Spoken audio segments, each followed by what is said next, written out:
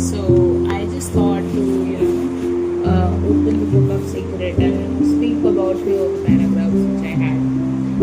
So these are just randomly, like I just picked up the book and I'm just seeing any of the pages which just opens up in front of me. So let's see. So this is about Lee Brower, wealth trainer and specialist author and teacher. So this person says, I think everybody goes through times when they say things aren't working right or things are going bad. Once when there were some things going on in my family, I found a rock and I just sat holding it. I took this rock, I struck it in my pocket and I said, every time I touch this rock, I'm going to think of something I'm grateful for. So every morning when I get up in the morning, I pick it off the dresser, I pick it in my pocket and I go through the things that I'm grateful for. At night, what do? I empty my pocket and there it is again. I've had some amazing experiences with this idea. A guy from South Africa saw me drop it. He asked, what is that? I explained it to him and he started calling it a gratitude rock. 2 weeks later, I got an email from him in South Africa and he said, my son is dying from a rare disease. It's a type of hepatitis. Would you send me 3 gratitude rocks? They were just ordinary rocks I found off the street, so I said sure. So I had to make sure that the rocks were very special. So I went out to the stream, picked out the right rocks and sent this off to him. 4 or 5 months later, I got an email from him. He said, my son is better. He's going terrific. And he said, but you need to know something. We have sold over 1,000 rocks at $10 a piece as gratitude rocks and we have raised all this money for charity. Thank you very much. So it's very important to have an attitude of gratitude. The great scientist Albert Einstein revolutionized the way we view time, space and gravity. From his poor background and poor beginnings, you would have thought it is impossible for him to achieve all that he did. Einstein knew a great deal of the secret and he said thank you hundreds of times each day. He thanked all the great scientists who had preceded him for their contributions, which had enabled him to learn and achieve even more in his work and eventually become one of the greatest scientists who has ever lived. So one of the most powerful uses of gratitude can be incorporated in the creative process to turbo change what you want. As Bob Proctor advised in the first step of the creative process, start by writing down what you want. Begin each sentence with I am so grateful and happy now that, and then go on to the rest of the sentence. When you give thanks as though you have already received what you want, you are emitting a powerful signal to the universe. That signal is saying that you have it already because you are feeling gratitude for it now. Each morning before you get out of bed, make it a habit to feel the feelings of gratitude in advance for the great day ahead as it is done. So if you read this book, so right now the paragraphs which I read, it's talking about gratitude. Gratitude is nothing but thank you for all the things I have right now presently, because usually if you know the Maslow's law, so he has a sort of a pyramid which like any management student or basically a commerce student would know this, because we have read about the Maslow's law. So the Maslow's law is a pyramid which says that what is the basic need? The basic need is food, water and air. Food, water, air, some of it, like in some of the books even sex is included as a basic need. But for like, it's not like food and water, but maybe it's a need. So it's like that. Then the second need would be security needs. Like for example, if you're staying at home, you need security, right? So that is the second need. Third need is self-esteem needs or actuation needs. The second need is security needs, as well as also the emotional needs like love, patience, or being accepted by the people you love. So those are the second needs. And third needs are something about self-esteem needs. Self-esteem needs is like, for example, you work in a society or you work in a company and you need to be recognized for the works you do. Like you can adjust to a certain extent, but after that you will be like, these people are thankless, they do not have anything to give me. So that's also one of the reasons for major attrition, So those are the third needs. And the fourth, there are many such needs, and the last need is when you have all the needs, all the other four needs. So this is how it works, and this is how it was. But when somebody is not getting the second level need, they go back to their first need, that is food, water, and air. You cannot live without food, water, and air. So that's how it works. So that is why they are asking us to be thankful for what we have now, so that we can appreciate the present and also ask for the future needs. So that's how it works. So essentially, being thankful for the things you have at this point of time right now is very important, because if you don't accept the present moment, no matter accepting the present moment, people could say that my present moment is not so good, my present moment is bad, my present moment has so much of things which makes me feel like, I cannot be happy. There's always a reason to be happy. So if you have seen Harry Potter, people who have seen Harry Potter and who have been a major fan of Harry Potter, actually, you guys would understand that there was a proverb which was given by Albus Dumbledore, who essentially said that there is always light. You just have to see the light.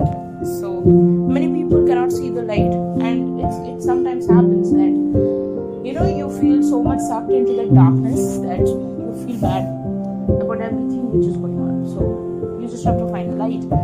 Okay, now let's go ahead with some other para. Okay. This enough for everyone. If you believe it, you can see it. If you act from it, it will show up for you. That's the truth. If you have any lack, if you are prey to poverty or disease, it is because you do not believe or do not understand the power that is yours. It is not a question of the universal giving to you, of the universe giving to you. It offers everything to everyone. There is no partiality. The universe offers all things to all people through the law of attraction. You have the ability to choose what you want to experience. Do you want there to be enough for you and for everyone? Then choose that and know there is abundance for all things. There is an unlimited supply. There is so much magnificence. Each of us has the ability to tap into that.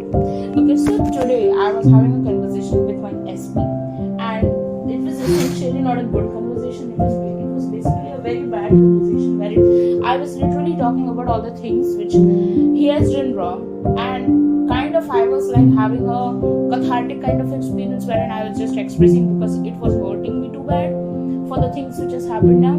But somewhere it was like I was feeling so diminished and so low about myself, because I felt like talking these things would actually make me feel good. But like up to a certain extent it made me feel good, because I was able to tell him the things which made me feel bad. But after a certain point of time I started feeling like, when I keep on saying the same things to him, not just does it make me feel bad about things, but it also makes me feel like I am not important to this person. I am someone who needs to be blocked. I am someone who needs to be not talked to. I feel totally very diminished and low at that point of time. And when I hear those affirmations which I make, like there are times when we do feel low about things, and even being a coach or even being a manifestation channel, I can say that I have all the knowledge and tools, but there are times when I really feel bad about all the things that is going on. So that's kind of human. You cannot escape that feeling. If you want to cry, go and cry about it, because sometimes it just happens. All your feelings, you cannot lock it all the time. Okay, and by manifestation we do not teach you to lock all your feelings. You have the right to feel your feelings. Only that even if you cry, even if you feel sad, even if you feel like you do not want to get out of bed at this point of time right now because you feel tired about all the things which is happening, you still have to believe that there is light and it is happening right now. When you have that feeling, you can escape anything in this world, in this situation, in anything. You might have really dark thoughts, but you can escape it by your own thoughts. So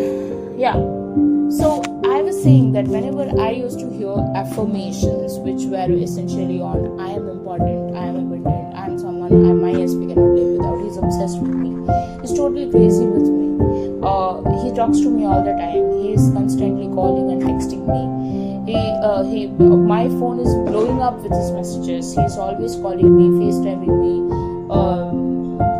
video calling me, all these kinds of things. Whenever I say, I feel so happy, which means that it's not about they do most of the time. 97% of the inner conversation which we have about ourselves, even if it's your inner conversation, like there was a time when I used to feel like I love this person so much. Why doesn't he realize that I love him? It's because he had a poor self-concept about his love life. That is why it happened. Now, when it comes to me, I essentially also feel the same thing, that I have a poor concept about myself, that I'm someone who is not chosen. And when you understand that limiting belief, you can go and fix it. Because to find a solution to any problem, you need to find out what the problem is, and that's how you find a solution. Everything that you want, all the love, joy, abundance, prosperity, bliss, it's here, right there to grab a hold of it. And you've got to get hungry for it. You've got to be intentional. And when you become intentional and on fire, what do you want? The universe will deliver every single thing that has been wanting. Recognize beautiful and wonderful things around you and bless and praise them. And on the other side, the things that are currently working the way you want them to work, don't spend your energy faulting or complaining. Embrace everything that you want so you can get more of it. These are wise words to praise and bless the things around you are worth their weight in gold. Praise and bless everything in your life. When you're praising or blessing, you're on the highest frequency of love. In the Bible, the Hebrews used the act of blessing to bring forth wealth, health, and happiness. They knew the power of blessing. For many people, the only time they've blessed something was when they sneezed, and so they have not used any of the greatest part to their full advantage. The dictionary defines blessing as invoking divine favor and conferring well-being of prosperity. So begin right now to invoke the power of blessings in your life and bless everything and everyone. So I remember there was a time like when I met my SP in my college, and there was a time like in 2022 we were not going through a good time. Okay, so at that point of time, whenever I used to go to college, I literally used to have panic attacks because I used to see him in front of me, and it was not a pleasant experience. So what I would do at that point of time was to just I used to hear a lot of podcasts and tapes, and on these podcasts there used to be these things which they usually used to say, it was a ministry podcast, ministry as in like a Christian podcast, which was totally based on verses and all those kinds of things. So this person used to say that it was a very beautiful line which I still remember because it touched my heart. And one of the things which they said was, do you think something is too big for God to not being able to solve it? Do you think God is so small that you feel that your challenge is bigger than what God cannot do? God can do anything. So it's like essentially these people used to talk as if God is talking to you, and that's how their ideology was. That's how their podcast was based on. That was the idea they were basing upon their podcast. So the conversation was essentially like this. So God is trying to tell us that, do you think I'm so small that I cannot solve your problem? Do you think that this problem is too big that I cannot solve it? I, God, the person who died and came alive on the third day. So that was something which this podcast was based on. And there was also a line on that podcast which says that if you let the darkness inside of you grow more than the light which is there from God, that's how depression, despair, darkness would come into your heart. And that's how, what is hopelessness? It's when people don't allow the light inside into their heart. So, and what is light? Light is nothing but God.